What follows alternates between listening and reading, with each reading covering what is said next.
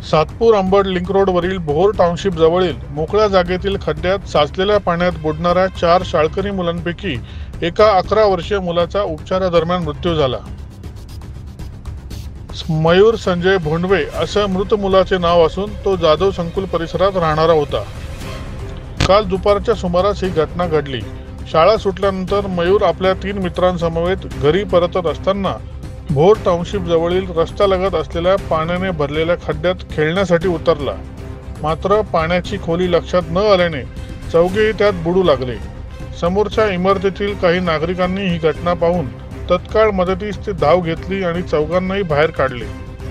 यावेळी नागरिकांनी दाखवलेली तत्परता आणि सतर्कतेमुळे तिघांचे प्राण वाचले।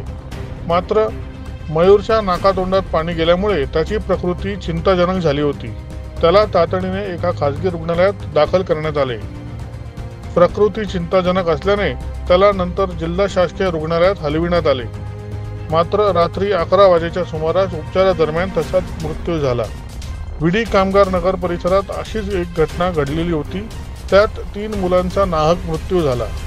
ही घटना ताजी असतानाच पुन्हा अशा प्रकारची घटना झाल्याने परिसरात हळहळ व्यक्त केली जात आहे।